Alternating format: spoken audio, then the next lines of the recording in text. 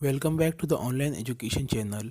Smart student learn with smart way with online education channel.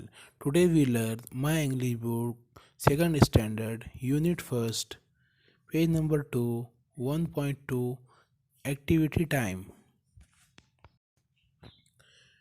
Say please. Listen carefully and act only when I say please.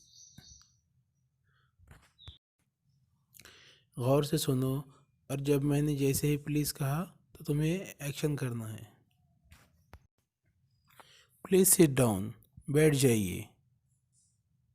तस्वीर में देख सकते हो आप। Please stand up, खड़े हो जाइए। तस्वीर में देख सकते हो आप।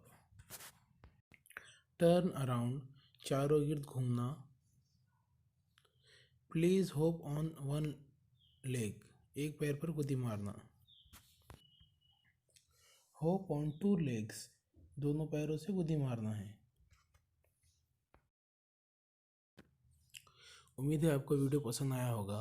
इसी तरह के मज़ीद वीडियो देखने के लिए ऑनलाइन एजुकेशन चैनल को सब्सक्राइब करें, लाइक करें और बेल आइकन को दबाएं ताकि आपको आने वाली वीडियो की नोटिफिकेशन मिलती रहे और इस वीडियो को फॉरवर्ड करें।